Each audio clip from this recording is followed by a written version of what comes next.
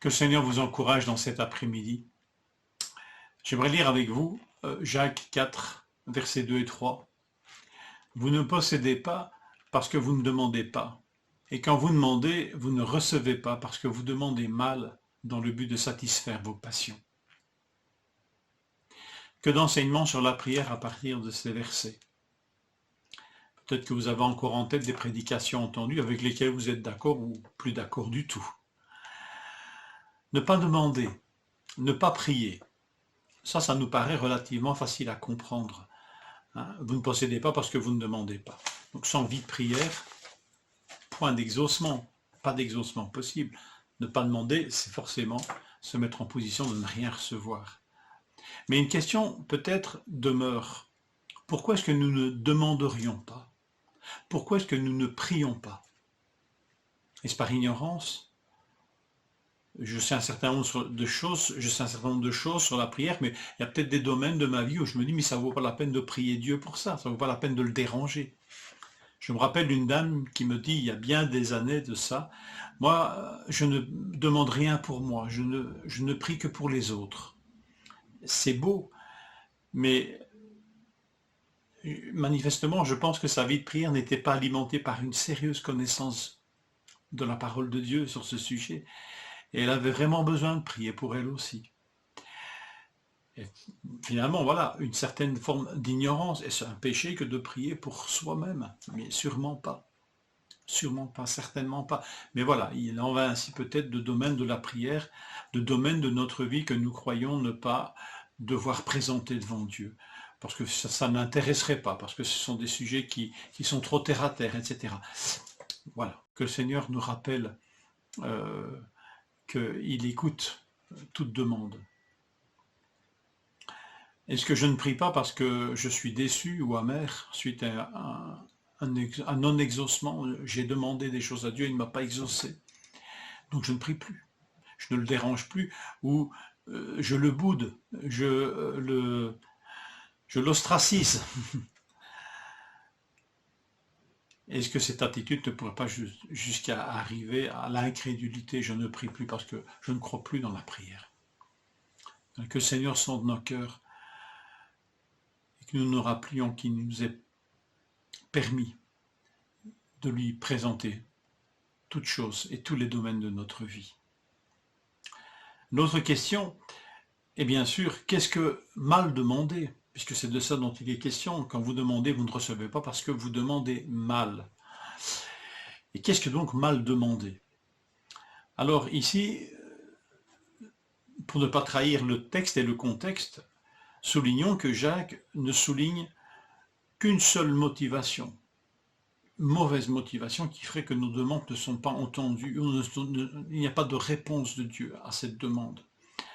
Une seule chose ici est formellement identifiée, c'est dans le but de satisfaire nos passions. Donc ici, il n'y a pas d'autres choses qui sont évoquées. Il n'est pas ici question de vous ne recevez pas parce que vous manquez de foi, ou parce que vous manquez d'autorité, votre voix ne s'est pas fait assez forte, vous manquez d'assurance dans les promesses de Dieu, vous ne discernez pas sa volonté. Rien de tout cela n'est évoqué ici dans l'épître de Jacques. Seul, vous demandez mal dans le but de satisfaire vos passions.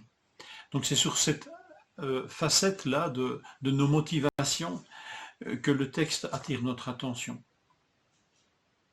Donc c'est une belle leçon aussi. Essayons de nous concentrer sur ce que le texte veut nous dire et dans quel domaine aussi il nous parle. Imaginez maintenant que je me dis, voilà, on pourrait aller alors dans une autre extrême. Imaginez, bon, Seigneur, tu ne m'exauces pas, donc c'est que forcément j'ai demandé dans le but de satisfaire mes passions. Il y a un non, encore une fois. Ici, Jacques envisage cette seule raison. Pas parce qu'elle est la seule, mais c'est parce que c'est la seule qui est pertinente pour ceux à qui il s'adresse. Mais bien sûr que ce serait un raccourci cruel que de se dire « Seigneur, tu ne m'as pas exaucé parce que Seigneur, j'ai demandé pour satisfaire mes passions. Si je prie pour quelqu'un qui est malade, pour quelqu'un qui est dans des difficultés incroyables, si je prie pour que quelqu'un se convertisse et que je ne vois pas d'exaucement, ça ne veut pas dire que j'ai demandé pour satisfaire mes passions. » Voilà, évitons ce raccourci qui pourrait être bien cruel et nous ramener au premier point, je ne demande plus. En fait, la satisfaction de nos passions. La satisfaction de nos passions est des passions alimentées par l'amour du monde. Voilà ce dont Jacques parle, des passions alimentées par l'amour du monde. Où est mon affection? Où est placée mon affection? Est-ce qu'elle est en Dieu? Est-ce que Dieu est l'objet de mon affection, de mon amour? Ou est-ce que mon amour est partagé et j'aime tout autant le monde que Dieu? Donc cette motivation dans la prière peut révéler notre attachement amoureux au monde. Je demande dans le but de satisfaire mes passions, ça peut vouloir dire, Seigneur, je deviens amoureux de ce monde et de moins en moins de toi. Alors voilà, vous comprenez que là, il y a matière à faire retentir une sonnette. Et en plus, s'attendre à ce que Dieu réponde. Vous imaginez, je demande à Dieu des choses propres à m'attacher davantage au monde qu'à lui. Forcément, Dieu ne va pas donner.